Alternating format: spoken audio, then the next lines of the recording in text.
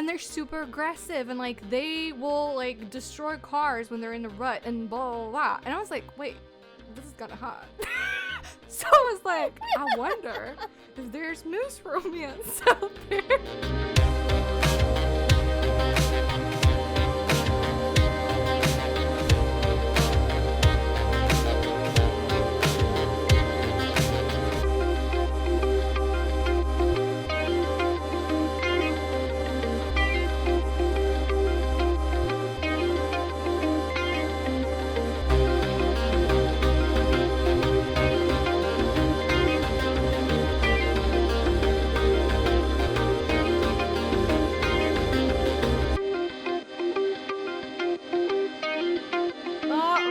Hello everyone, and welcome back to another episode of Romancing the Monsters. I'm Em. Hello, I'm S.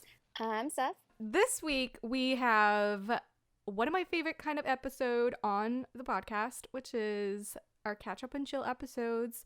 It is the perfect way to enable my addiction to adding books to my TBR. True. So I love that for me. Essentially, the format of these episodes is that we all have a list of books, TV shows, movies, whatever it is that we're really loving at the moment or that we loved and that we wanted to share. And so here we go. Prepare your TBRs.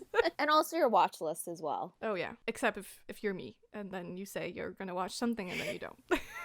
In which case it's not an issue.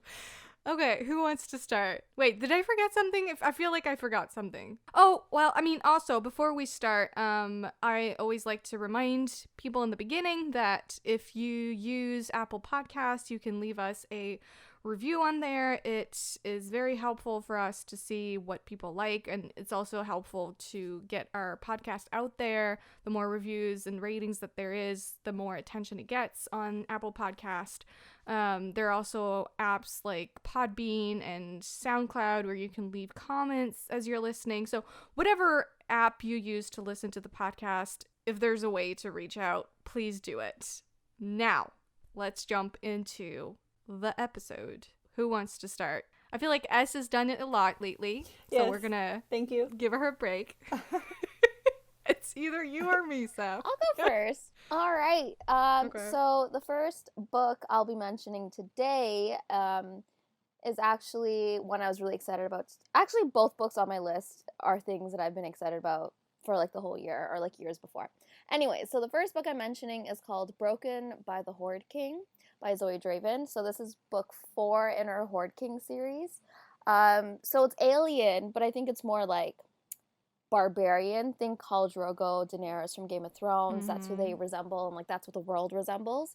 But they are alien on another planet, and humans have just they migrated here because Earth had been destroyed. So now this is like second generation or third or fourth generation humans that have been living on this planet. So yeah, in this story, it's more of like a friends to lovers type of situation, but like that's not a trope I really particularly enjoy. But this one had a bit of a kick to it in the sense where so Maeve and Kieran are children, and like they obviously end up forming a bond because she was the only human that was being raised in that horde. She was an orphan child that they found on the side of the road or whatever, and she ends up living with them, but ends up getting bullied because of her differences and because of where she originated from. And he is known as like the prince of the horde who would eventually lead his own horde because of who his father was, and also because of like the way he acted and everything like that. So he just ended up, it was just a known fact he would become a leader of the horde. And then as time passes, Maeve falls in love with her friend. He more or less doesn't really notice her or like her affection that she has for him. It's more like they're like inseparable, and they have this bond that like no one else can ever like go in between, or I mean like just no one else has that importance in his life, even his own parents. But he goes to the city when he reaches his teens, and every year he comes back a bit different, more withdrawn, and more like colder and darker. But that's due to like the training he undergoes. Angsty. Yeah, like the training he undergoes as like training to be the new leader. And yeah, he comes back once. I think he's in his 20s at this point, and he's like a full-on leader now. He's able to take people and create his own horde. And he wants the girl Maeve to come with him as the leader, not leader, as the healer for his people. And she kind of takes it as a green light. And she's like, oh, wait, does that mean that he likes me since I'm the only one he's asked to come with him? So that kind of prompts her to try and offer her cup at a party, which means that she's offering her hand in marriage. Ooh. And he doesn't accept the cup in front of the whole horde. Okay, wait. Pause. I have a question real quick, because I read the second book in this series, which, by the way, Seth talked about this series. I think it was in our Best of 2020 episode, right? You talked about books 2 and 3? Yeah. So if you want to check that out, go and do so. But my question is, because I was under the impression that humans were seen as lesser than in this world. And so how does it work that then he wanted to make her his queen, essentially? Like, how does that work? It wasn't like his queen. She was just supposed to be his healer, like the healer of the horde. Originally, Okay. right? So the reason why she gets bullied and is constantly looked down upon or not even looked at is because she's human. Oh, okay. She's the only human living in the horde. And yeah, so he doesn't accept her cup, and obviously she's heartbroken. And then like she finally tells him she's in love with him, and he's like, I don't love you that way. Like, I've never loved you that way. She's heartbroken, and she vows to herself. Why do I love this angst so much? Right? It's like, it's friends to lovers, but like, no, there's like the thing in between is what like really gets me. Mm-hmm. And then she vows to kill whatever feeling she has for him, and like she does. Jump to 9 years later, and my man wants a healer, and he appears. And my girl has no shine whatsoever in her eyes anymore. She doesn't smile, and like our guy just like tries to bring it back. He sees how he's destroyed her inside. And he also hates himself for what he did, because like obviously years later, he's not even years later, maybe like a few days later, he's like, damn, I actually might love her.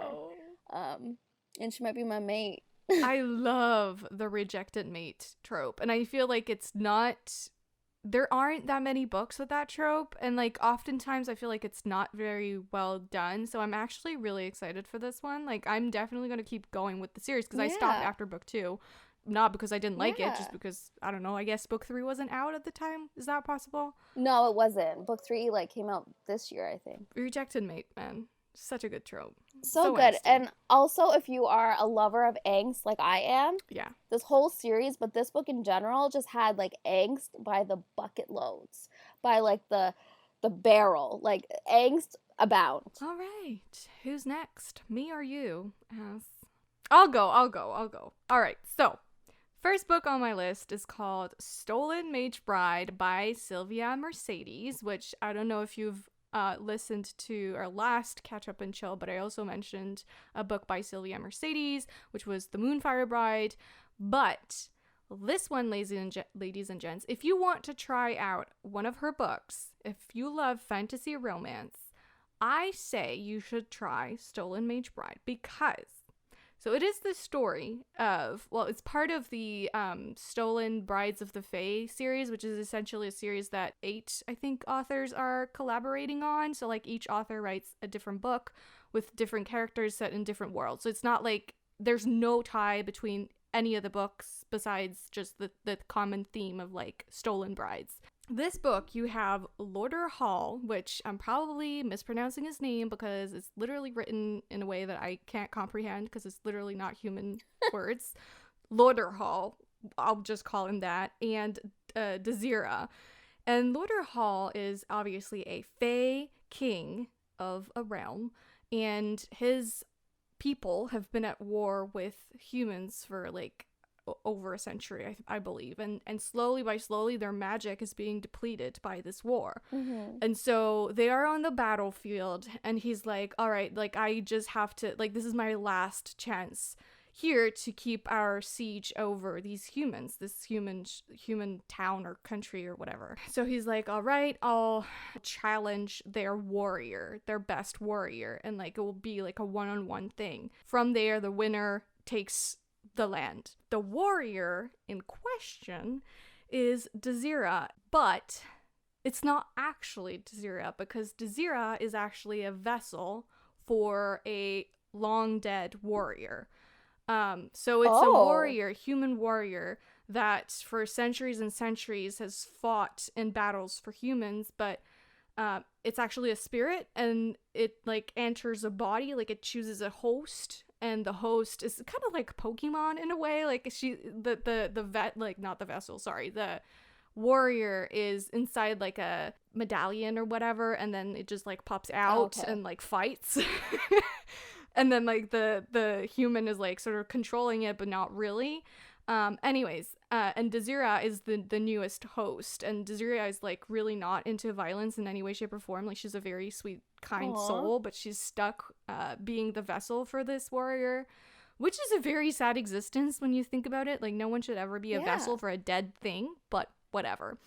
Right. Yeah. So he's like he advances on the battlefield, and he's about to, challenge this warrior who he knows, like he's fought against this warrior before, but in different vessels. And then he meets the eyes of Desira, and he's literally thrown off his horse onto his butt on the ground because he's like, fuck, she's my fated love.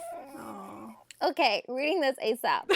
They still have to fight because it's like, we can't just like stop right now, and Desira has no idea because she's human, so she doesn't feel the fated mate bond as much. Yeah. So anyway, he fights the warrior anyway, loses, and so he's forced to leave, and all the Fae are forced to leave the human land. Long story short, he kidnaps her, and then they're stuck. And the story is that they're stuck together on a journey of 7 days, 7 nights, and 7 perils in order to journey to a place where they can break their bond. And that's the story. There you go. Is it a novella or is it a full length? It's a well, okay, this is like one of the things that I loved most about this book is like it's actually pretty short. It's like 170 pages, but I think it takes a lot of talent to write a satisfying novella where you feel like you truly had the entire story. You don't feel like you're missing out on anything.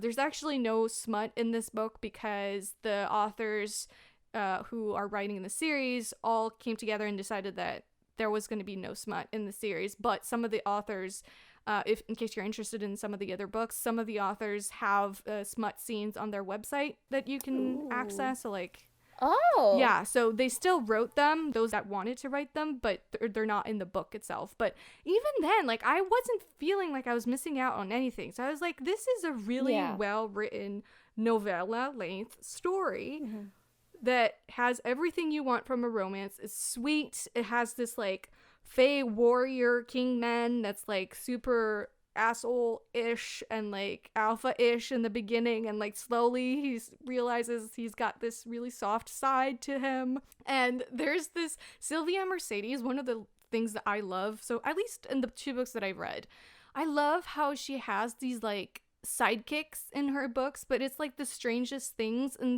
this book, it's like a flower, like a living sentient flower that you just grow to care for so much, because the flower's dying because its mate is dead and they only live in pairs. And then you're like agonizing over the fact that this poor little flower has lost its mate and it's gonna die. And it's Wait, like, even flowers get mates in this world? yeah, and you're like, how does one make me care so much about a fucking flower? A fictional one, like I don't even care about real fucking flowers. So anyway, it was great. I really loved it. No green thumb found over here. Yeah, no, absolutely not. I'm sorry. Take it from here. Okay, so I apologize in advance because I have kind of like a pattern, like a certain theme with my recs. Okay. So I apologize, but then I don't apologize because they're really good books. So the first book is called Run, Posey, Run by Kate C. Wells.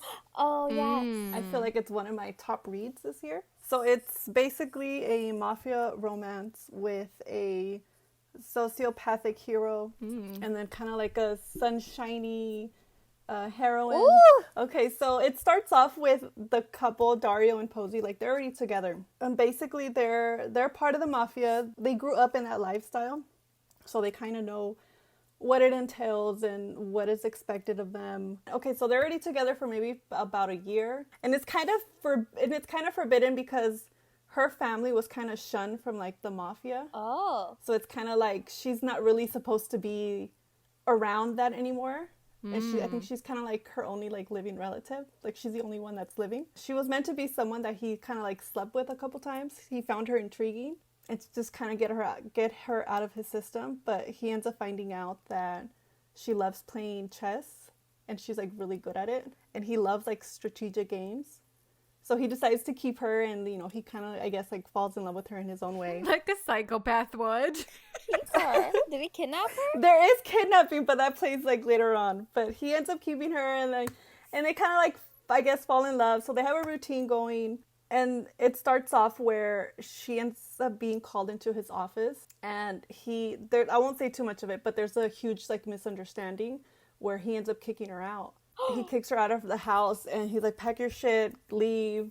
And she has nowhere to live. She has nowhere to go. He canceled all her credit cards. So she's kind of like, fuck, like, what do I do? Like, I need to disappear. So he was kind of like her sugar daddy? I guess you can say in a way. Ooh. But like a hot young one? Yeah. That was a sociopath? Yeah. So he ends up kicking her out. So she's trying to figure out what the hell to do, who she can go to, because she knows that, like, she's not wanted in like that mafia setting. Like no one likes her. Yeah.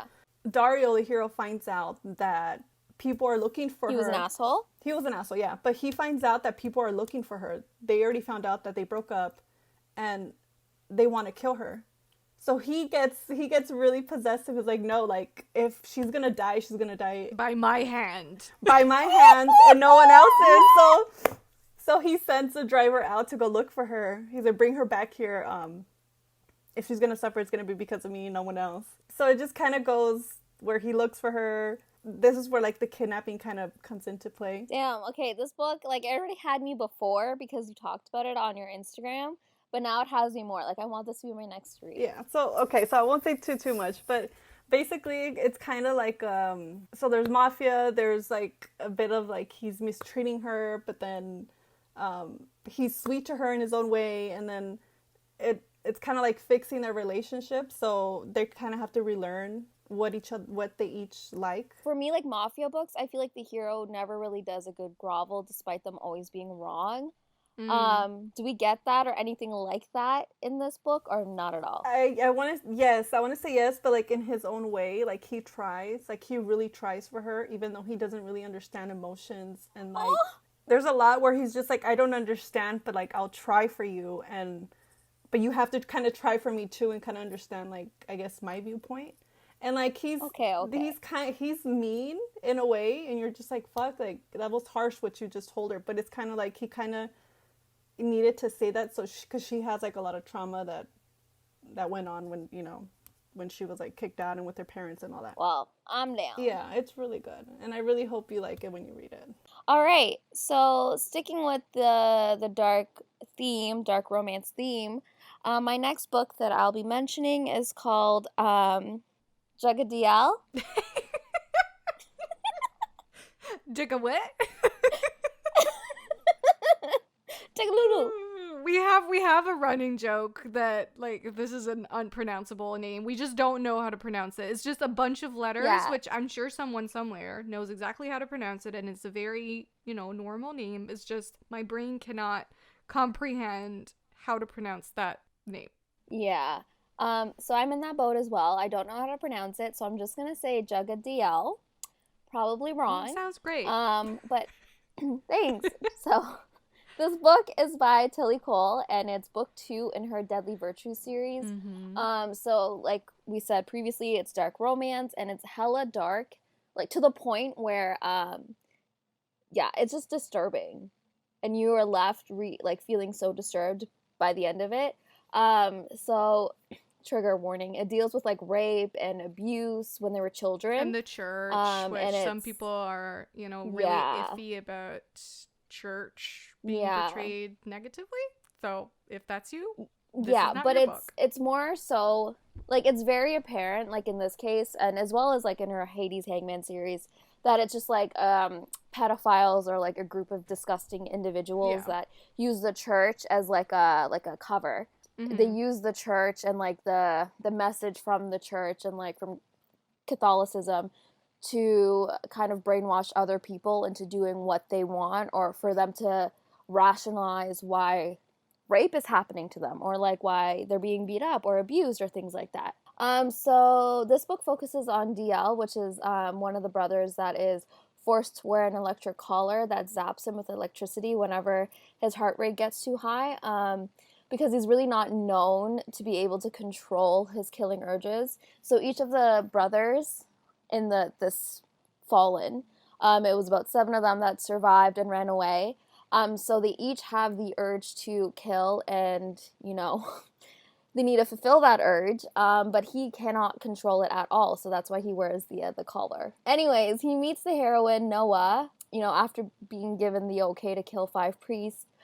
So he's there killing, going about his business.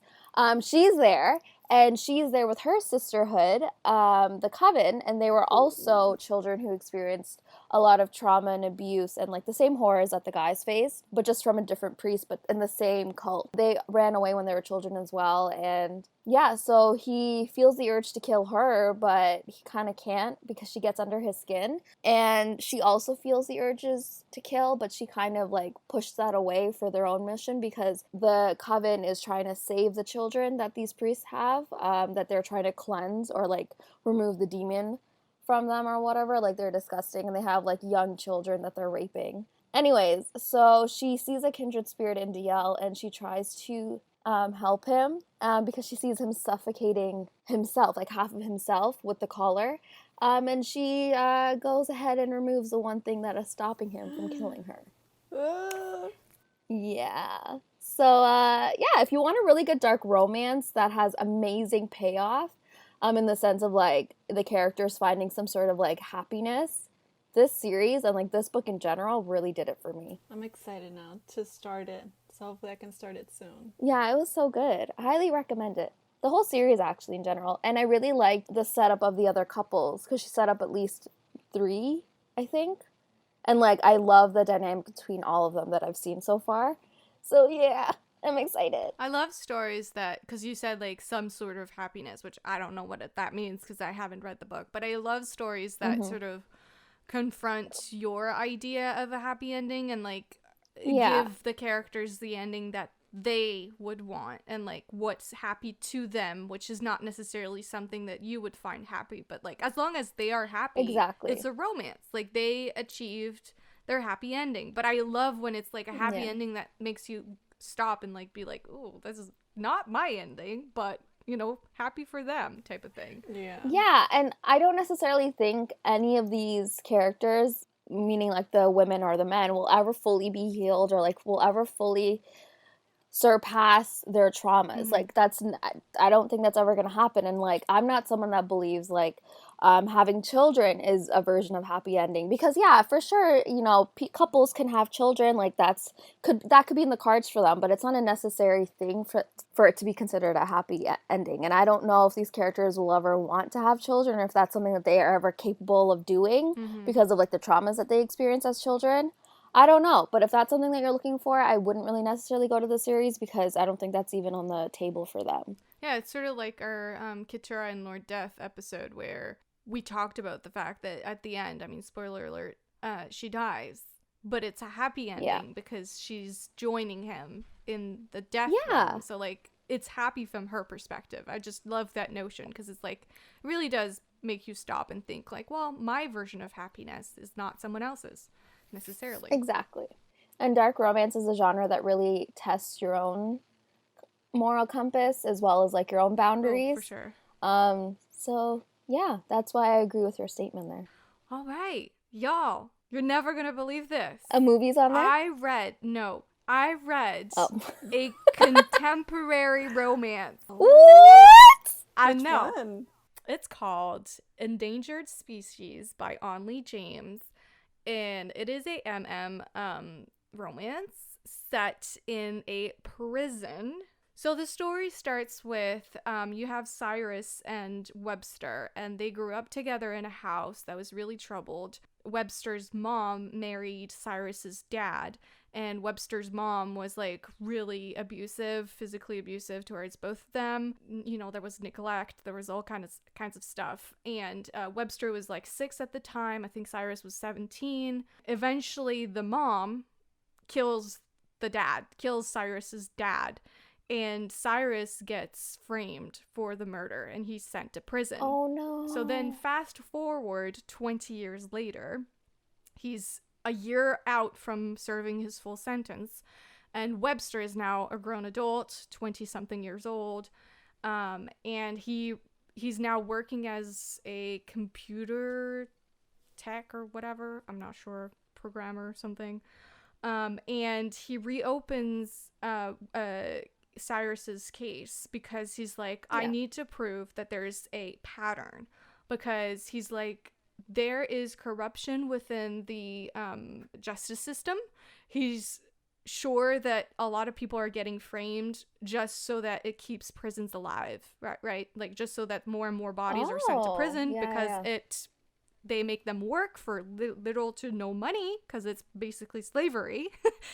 And yeah, they profit off of that, obviously.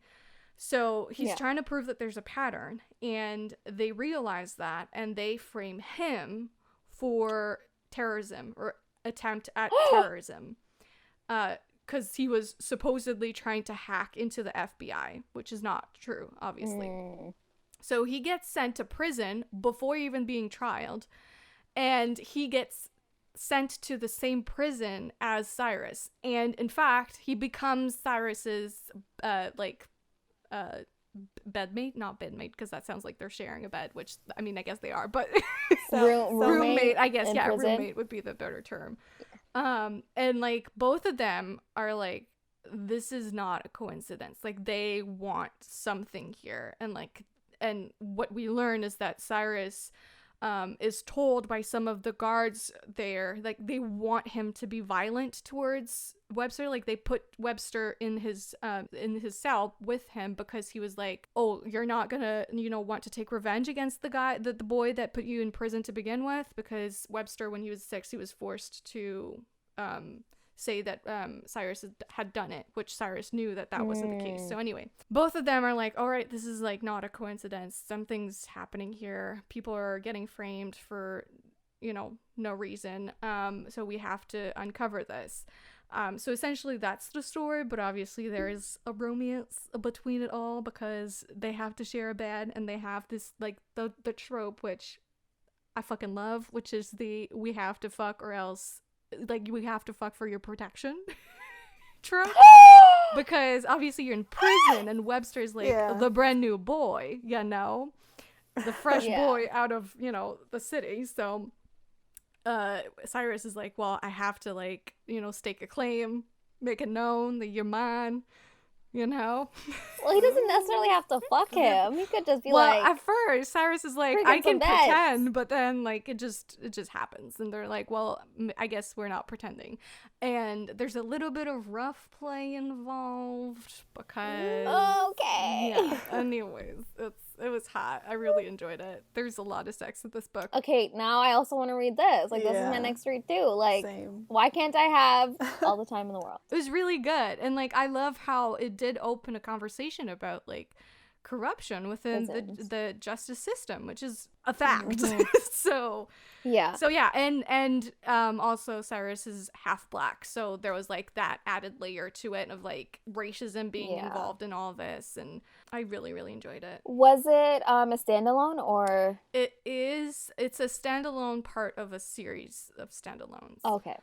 So like you meet 2 other guys in the prison that get books as well, though theirs I don't think is actually set in prison, which I was a little disappointed about, because I just love that setting. Girl, I don't know why. I find it fascinating. I've never read a prison book before. No? I love prison books. I don't know why. I think it's because like there's the mysticism of it. Like, I've never set foot in a fucking prison, and I hope I never will. No. But it sounds hot. I mean, I've watched prison shows before. Prison Break. Hello? Yeah. Yes, Amazing show. yes. We were all in love with that guy. Also, Sons of Anarchy had some prison, had, I think, a season in prison. Yeah.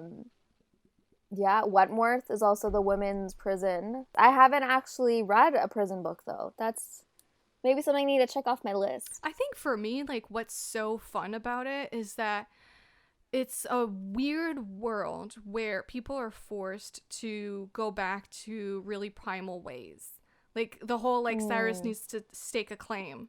or else like Yeah. he has to be the alpha, because or else the other guys are just gonna think it's free for all and jump the new guy. So I Yeah. just love that. I mean, come on, guys, we have to fuck or else like you might die. Best trope. You never see that, but when it happens, you have to admit you're excited. You're like, when it happens.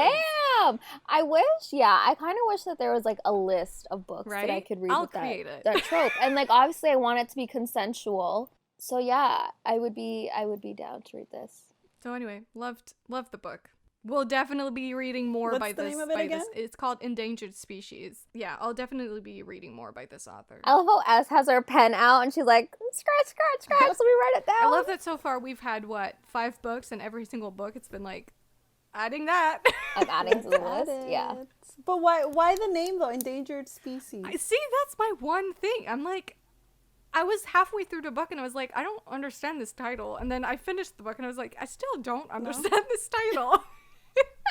I don't know what she's going for with that, but whatever. It sounds kind of like a alien type of Right? Yeah, it does. prison. That's what I thought it was. Yeah. Or like maybe it's like the whole, you're in prison, and because you're in prison, you're like an endangered species because like you could die the next day and like there's only one of you because I don't think you can that makes procreate, sense. obviously. Could be. Yeah. I don't know. I'm just trying. No, I think you're right. That's probably it. Okay, so my next book is called Amusement by Albany Walker. It's a stalker romance. S has all the dark romance recommendations today. She wasn't lying when she said there was a theme. Yes. But I will say that it's not as dark, and it's actually really sweet and endearing. A sweet stalker. Love to see it. And that's in the description too, in the blurb, but darkly sweet stalker romance. Well, Okay. Yeah, so it was really good. I loved it. It's about this the heroine where she works at a strip club in order to make money to kind of keep her ranch that she lives with her mom, to keep the ranch alive. Aw. Her mom was in a car accident and she can't really do much, so she kind of takes on that responsibility. So she works at the local strip club.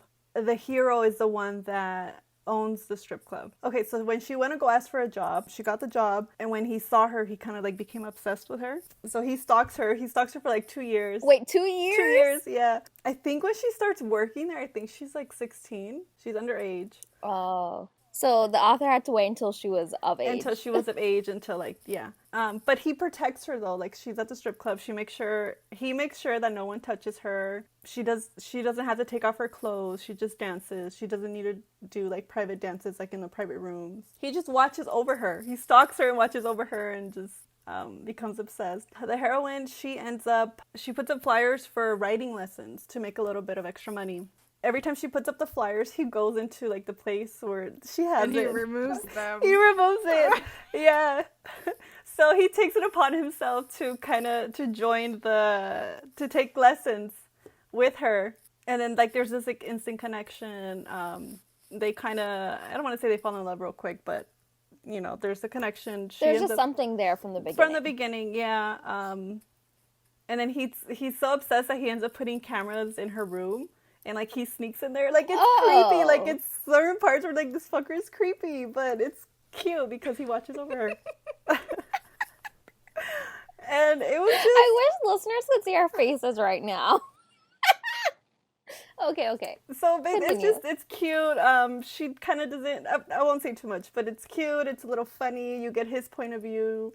He's a little psychotic. Which we love here, apparently, on Romancing the Monsters. Yeah. And it wasn't dark at all. Like, it was like a quick, fun read. I will also add that. I just feel like, no bias here. We have some good books on our list. We really do. We're just awesome. Yeah. And it's so varied. Again, yeah. You have a little bit of everything. And then this author also has a reverse harem monster type of series, so I want to check it out. This one will be reverse harem monster dick, but sweet. But sweet. I just love, nothing has not been done in romance. And it's like, sweet stalkers? Yes, it exists. Of course it exists. I love that. Prison romance? Yeah, it exists too. Yeah. What was I looking for the other day? Oh my god. Okay, short story. I'll make it really quick. I saw a video of a moose. I saw a video of a moose, and I was like, oh my god, moose are so fucking big. Is it the one where it's like riding in the middle of the... Yeah, next to the car, and it's huge. And I never realized, I'm a Canadian. I've never seen a fucking moose. I know. Shocking. No, I've never seen one in person either. I didn't know they were this big. And then in the comments, people were like, oh, and they're super aggressive, and like they will like destroy cars when they're in the rut and blah, blah, blah. And I was like, wait, this is kind of hot. So I was like, I wonder if there's moose romance out there. You know what? I wouldn't doubt it. Yeah. Like moose shifters. It exists, everyone. It exists. Just a quick Google search showed me that, yep, there's... What did you search up? Moose romance? Yeah, I was just like, moose shifters, romance. And then, like, 8 popped up. And I was like, well, clearly this is a thing. Did you write them down, though? I did not. The covers were not promising. So I was like, maybe not these. But, you know, I feel like someone like a Nalini Singh, or like I feel like one of the PNRs, like the big names in PNRs, should write a moose romance because they're hot. Or hey, you know what? You should write it. They always say, I don't think write what you want to read. I don't think I'm the person for this. I would rather read it. So anyway, if you're one of our listeners and you write books, please consider a moose romance.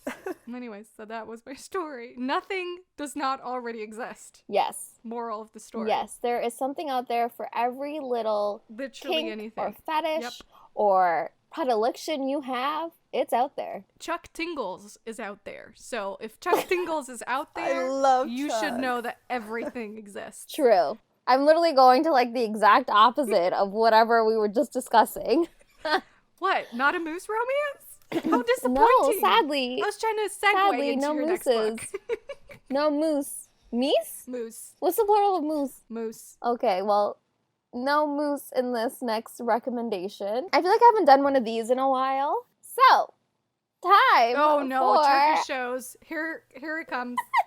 Let her live her life, Mark. How do I know you so well? I knew a Turkish show was Yes, coming. it's a Turkish show recommendation. So this one is called Kardishlerim, which is kind of the Turkish adaptation of Party of Five. I don't know if you guys were familiar with that show back in the day. It was with Neve Campbell. She was also in there. It was just like a story of like a group of kids that lost their parents and like sounds familiar. them trying to live a life but also try to overcome the grief of losing their parents. That's the story basically. Kardishlerim translates to my siblings. So in this, instead of it being 5 kids, there are 4 kids in this. So their parents die and they're forced to fend for themselves, and they're all like really close siblings, and they were raised like amazingly by their parents, but like they kind of have like no one to take them in and like no one to provide them with like the needs, like to meet their needs. They're all young kids. The eldest brother's 19, and like obviously he's forced to become like a father figure to his 3 younger siblings. And this being a Turkish show, they have to make it more dramatic. So there's a villain who is kind of like the one at fault for the parents' deaths. He kind of left the mom, who's his maid, in the car after a car accident because she caught him with another woman that wasn't his wife. So he kind of just like left her there. And then also he pushed the dad, it sounds so dramatic, pushed the dad off a roof and he died casually because he was fighting the villain because of the lack of insurance for the workers on the construction site, because he was also a worker on the construction site, and like the bad guy obviously is like a miser of money. He's a millionaire, but he just doesn't want to obviously part himself from any of his millions of dollars. But anyways, so the 4 kids, well I guess 2 of the kids are teenagers, and they're kind of given the opportunity to go to this rich school that the villain owns because of his his fake charity. And so the brother's also given a job at the cafe there, the eldest brother. So the story kind of starts when the son of the villain, Daruk, falls in love with the oldest girl, Asiye. And like obviously they don't know that like his dad killed her parents. And like so they're going to this rich school now, and then the villain's daughter falls in love with the eldest brother. And so they kind of have like this thing going on, and like, yeah, it's just like, it's great. And then we also have like a psycho, like, which is the not main guy, but like Daruk, his friend. He's like a legit psycho. Like he enjoys just like ruining people But tell me how he also falls in love with like their cousin, the sibling's cousin, and like they're so cute. Like for me, they kind of stole the show because he's so psychotic, and like she also kind of is, but not really. But like they kind of have like this like push and pull type of game, and like but he is making it known he loves her, but he's still a psycho, and I love it. So yeah, everyone has a ship in this show. Can't wait for season 2. Lots of psychos in this episode, I have to say. Lots of psychos. I know. I feel like this title, like the title of this episode should be like Psychos, and more Psychos. It probably will. Yeah, okay. Well, I mean, I just love that everyone is falling in love with everyone in between these two families. It's like, what about the rest of the world? No, and like I'm kind of intrigued because the way the finale ended is like the son is slowly starting to figure out his dad's evil, and like it ends pretty awful. Like the siblings are all separated in season 1 finale, and like he kind of has the means to put them all together again, but if he wants to turn his father in. Ooh. So that's where the season ends. Interesting. Yeah. So yeah, I recommend this show if you guys want to watch a Turkish show with me. Well, I mean, if you love Turkish shows and you're not following Steph on Twitter, I don't know what you're doing with your life, because that's the place where you should go, because she's literally tweeting about Turkish shows 24/7 all the time. I feel like I know about Turkish shows just through her Twitter. Like I don't even watch them, and I feel like I've seen them all. So right? No, see, I'm not even Turkish. I don't even speak Turkish. Says the person who literally pronounced the name of the show, and I was like, huh? What? It's like they say it all the time. But yeah, no, honestly, it's just like Turkish shows, just for me personally, they hit that emotion that like American shows kind of moved away from, or like English speaking shows kind of moved away from. And like, yes, the episodes are quite longer, but I feel like the emotion and like the writing really just like hits you and just finds a way into like your brain, and like you just your can't soul, let it go. Your bones. Yeah. Your veins. Yes. Yep. All right. So, the last book on my list is called The Queer Principles of Kit Webb by Cat Sebastian. And I've been looking at this. The cover is so cute. This is a historical romance set in 1750. So not only is it my first historical romance, which I know, shocker, how has this not happened before? But also 1750 is not a time period that I read about very often. So, you know, we got the wigs, we got the powder, we got the heeled shoes it's for that men. Time. You know, yeah, it's that time. Very fun. So, story is you have Kit Webb, who is a retired highwayman who decided to retire from his life of crime after he got hurt and his friend died on their last, like, mission, I guess you could say.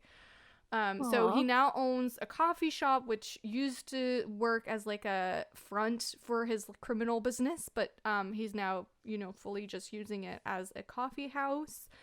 And you have Percy is a nobleman who just learned, or I guess started receiving threats from an unknown person who claims that his father was already married to another woman who is still alive at the time when he married Percy's mother, meaning that Percy is now illegitimate.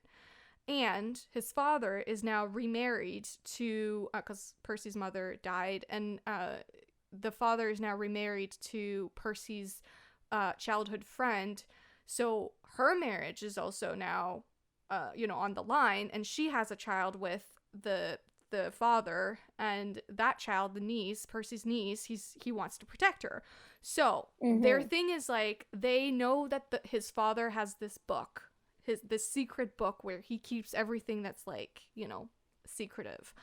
And he's like, we have to get this book because they know they have to expose the father at some point, but they're like, we're going to do it on our terms or else we are going to be ruined. We're going to lose all money and stuff. So they're like, we're going to use this book. We're going to steal it and use it as leverage against the father so that he gives us at least some money that we can go and live in the countryside and live out the rest of our days, you know, fairly Okay. So Percy's like, all right, I'll ask this guy, Kit Webb, because there's like songs written about him. Like he's supposed to be this great highwayman, blah, blah, blah. So he's like, I'll ask him. And Kit Webb is like, actually, no, I'm not going to do it. But I'm going to teach you how to do it yourself, how to steal it. Yeah. And so from there, they have this like blooming friendship, then romance. They're really cute together. I did the audiobook for this one, and the audiobook was really good. And I saw someone on Twitter say that this was like very like eat the rich energy, and I would agree that it's very eat the rich energy. Yeah. So if you want to read about that, then this is your book. It's a fun adventure. Is it considered young adult or adult? No, it's adult. There's sex in this book. No, I did read Unmasked by the Marquess. Oh, yeah. By Yeah, her, by Cat Sebastian, and it was I don't remember now. I think it was one of the main characters is non-binary, or like Oh, yeah. they prefer to dress more masculine. Yeah. Yeah, and I really enjoyed it. I really enjoyed that story. And I wanted to read more of the author. I just never got around to it. Yeah, no, she's good. I'll definitely be checking out some of her other books. Yeah. All right, All right. So my next book is another stalker romance. No, I'm kidding. It's a bit darker brother's best friend romance. Oh. So it's Twisted Love by Anna. I'm probably going to butcher her last name. Hong? I'm sorry. So it's a brother's best friend romance. It has to do with Alex Volkov. He's Russian. And then there's Ava Chen. So basically it has to do with the brother. I forgot his name. The brother's going away. He's moving across the country, and he asks his best friend Alex to watch over the sister. You will be watching over her, indeed. Yeah, and he's like very cold. He's a little mean, grumpy, and she's like the definition of like sunshine, and another grumpy sunshine. So the brother asks Alex to watch over the sister while he's away. So Alex is kind of like, I kind of don't want the responsibility, but fuck it. He ends up moving into the brother's house, and which is right next door to her house. So they're neighbors. Her and her friends. I already love where this is going. Yeah, so her and her friends, there's like a great group of friends.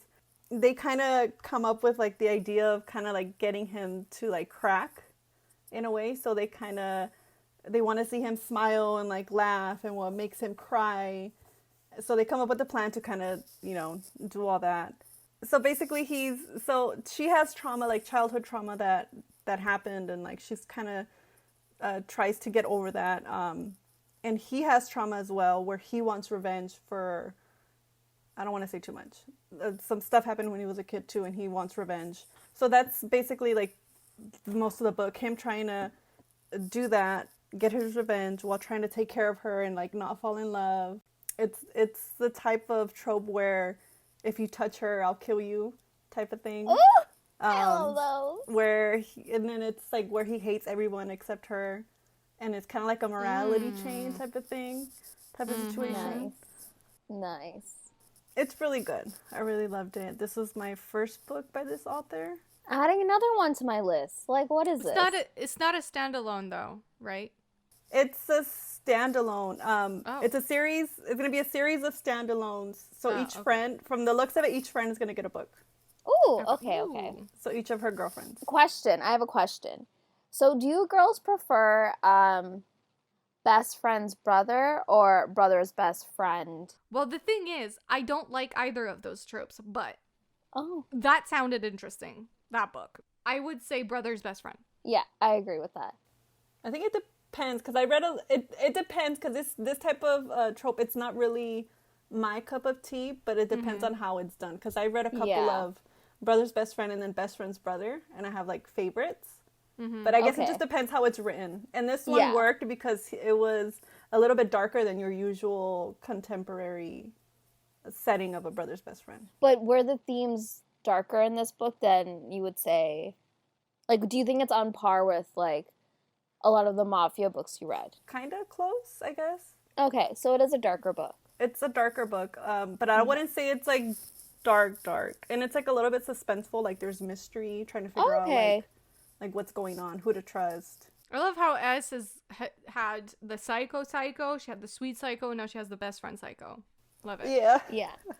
Psychos abound Covering again. all the psychos possible. All the psychos, yeah. Yeah. Steph had murderous psycho, so there you go. And I mean, I guess we have a type. Yeah. I have a type for sure. Yeah. And she's like owning up to it. I love it, as just own up to it. So before we go into our honorable mentions, we just wanted to mention, I guess, an honorable mention before the honorable mentions. Yeah. We just wanted to briefly talk about Viper by Naomi Lucas, which we were supposed to read for the podcast. It didn't, turn out that way. But we still wanted to mention it for research purposes because, it's a book about a snake humanoid man. And so, how we take our anatomy research very seriously here on the podcast. Do you want to do a short blurb? I mean, so basically it was about this is like years and years and years into the future. Aliens have already made contact with humans. They said aliens destroyed Earth as a whole. Humans were forced to leave and move and create colonies elsewhere, but now they're facing a new enemy and they need technology from the aliens that drove them off Earth, so some of the humans returned back to Earth after now it is habitable again. Them not really recognizing or realizing that there's already life on there, alien life, and they've claimed that they've been there forever. Like they've always lived there apparently. We just never saw them. Anyways, so our main man, Vriksha, ends up seeing the main girl, Daisy? No, that's the other girl. Gemma.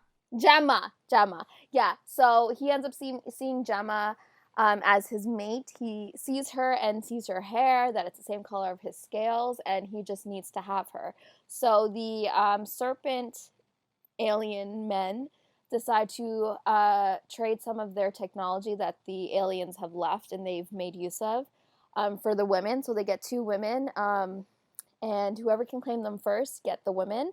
So Vriksha already, he kind of cheated, took Gemma away from other serpent guys, but he just knows that's his mate.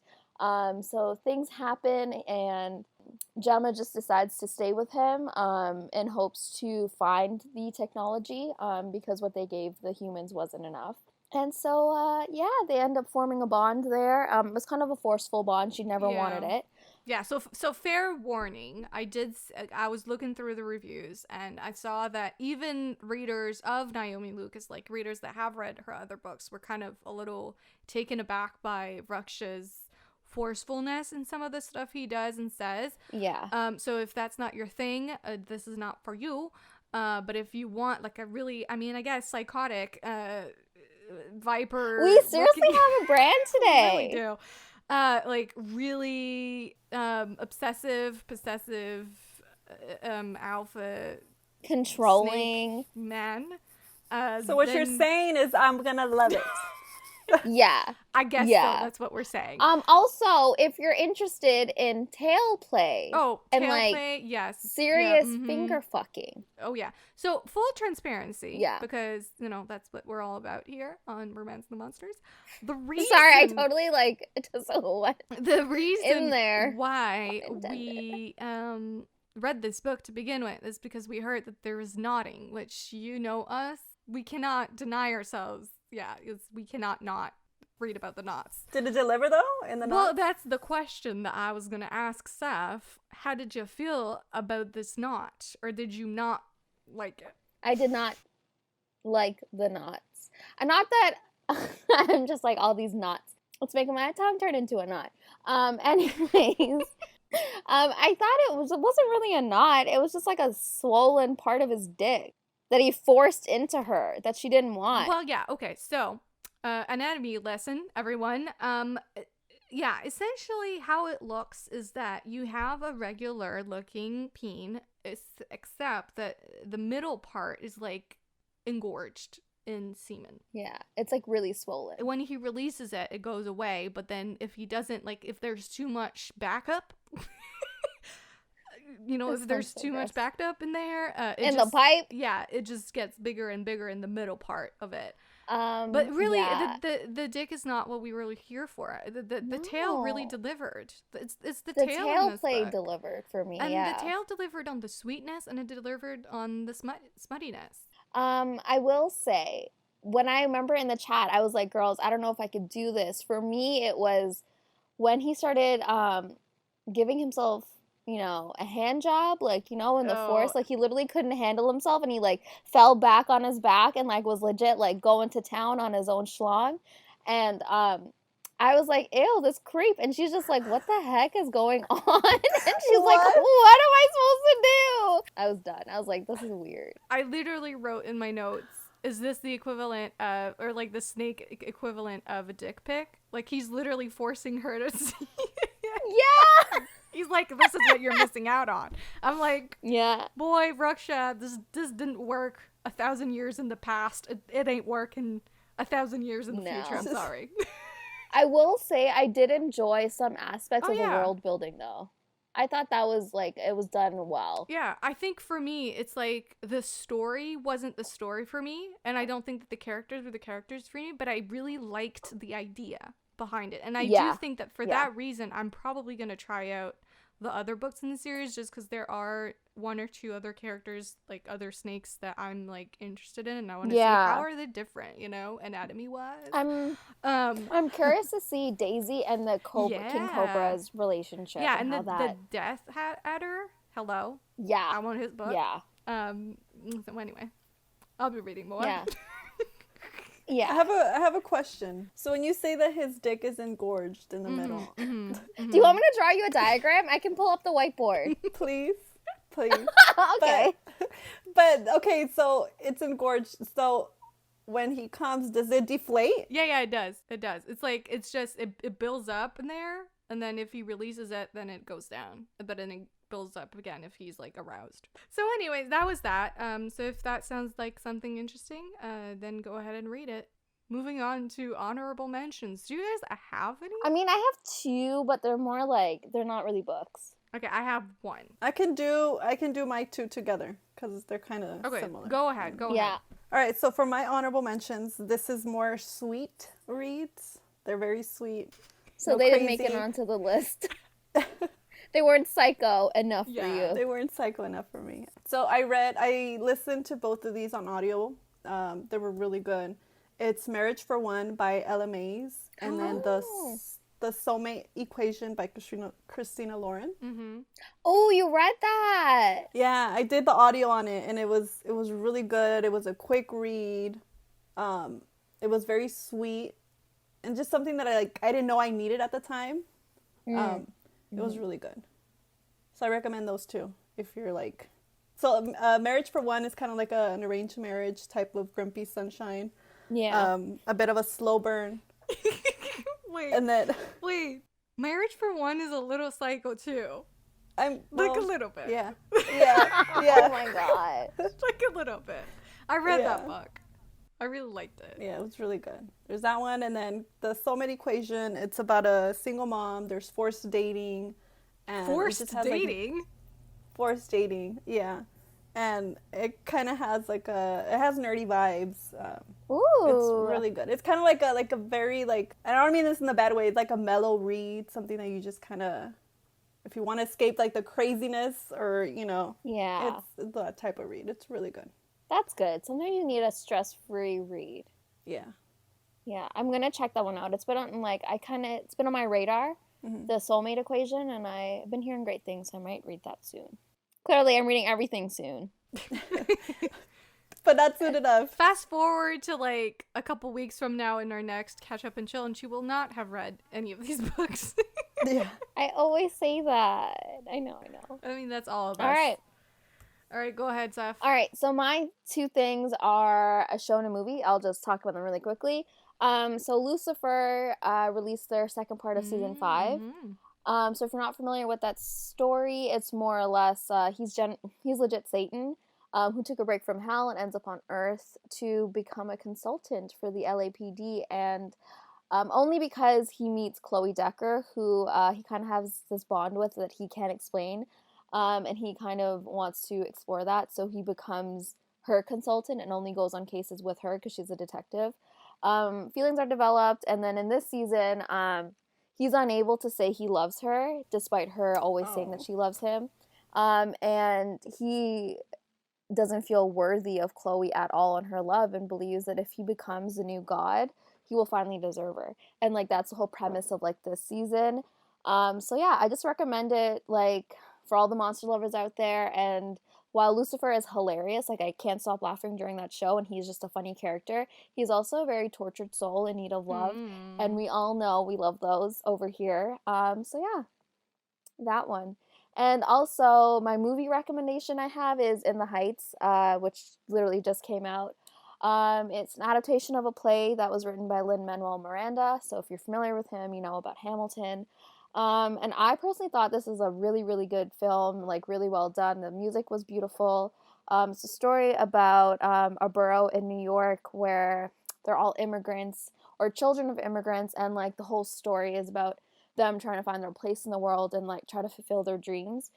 Small thing about this one, there's a big controversy going around right now about colorism and how it didn't represent any Afro-Latinos. And while this film was made by minorities, for a sect of minorities, it wasn't able to represent a big chunk of Latino people, and like it's been a big problem right now. So just a warning if that's something that you're concerned about. I kind of watched it before this controversy was out, so I was able to like watch it and enjoy it for what it was.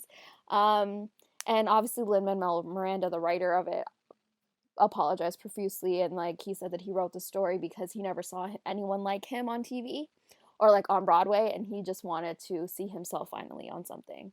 But he kind of omitted the other side of Latino people as well. But more or less, it was a good summer film. No, it just goes to show that like representation is something that everyone needs to work on, and like everyone needs to creatives everywhere need to keep asking themselves, like, am I truly representing everyone, and also am I representing them correctly? You know, whether you're white or not, like these are questions that you should ask yourself. So yeah, so those are my recommendations. All right, last one, well, I guess my only honorable mention is something that Seth and I watched together. Ooh. And it is I Am Dragon. I don't know who produced or directed it, unfortunately. It's a Russian movie, so we watched it in Russian with the captions. And essentially, it's every romance novel you've ever read. So So the story is that you have, and please help me out here, Seth, if you want to jump in, because Seth had already seen it, but it, you know, it was years ago. So the story is that you have this, like, I'm guessing Russian-esque village, and anyway, they have this like tradition where they send a bride, or like they help me out here, because I feel like you're gonna do a better job of explaining what the story is. Okay, so basically, in the past, it was, they would put women in boats and sing a song that calls the dragons, because they needed to give human or women sacrifices to these dragons in order to protect their village. So this was maybe like 100 years ago.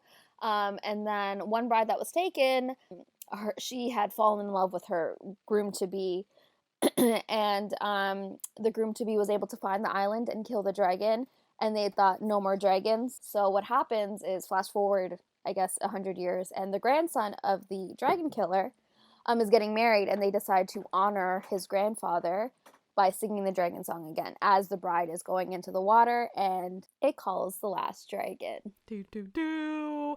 So then she's taken away by the dragon to the dragon island, and she meets this man who's called Armand, and slowly discovers that Armand is actually the dragon, and her name is Mia, by the way. We didn't say that. And yeah, they slowly fall in love on this island. Obviously it's sort of like a curse to him, like being a dragon, so he's got work to do on that front, like realizing that it's not a curse. But yeah, and I will say I really appreciated that more or less the dragon and the man were separate, and that made it angsty because the dragon kind of acts on its own, and the dragon is kind of violent, whereas Armand is like, he doesn't want to hurt her, you know what I mean? So it's like he's fighting against his beast side because he knows that he can't control the beast side of himself when he's, you know, a dragon. Anyways, it had some funny moments. But overall, I really enjoyed it. Music by the water. Yeah, that whole sequence, funny as hell. But with like indie music, like guitar and stuff, it didn't make any sense. Overall, like I just kept saying, Seth, this is like every dragon romance or every like type, like this type of, we've read this a million times before, and I was like, this was made into a movie that's not half bad. It was really good. This is why it's so important to watch stuff that's not Western media, because you will find out there what you're looking for that Western media will never give you. Because I agree. So I really enjoyed it, and thanks, Seth, for making me watch it. No problem.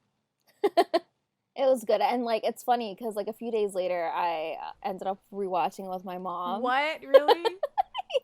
Because like I was talking about it, she's like, oh, she's like, you know, I think I read a book that sounds like this. And then she ends up, she's like, yeah, let's just watch it. And so, like, we ended up watching it again, like, a few days after. I think the movie was just really well done. And, like, the chemistry was really amazing between the leads. The story and, like, the conflict, I think, was really well done.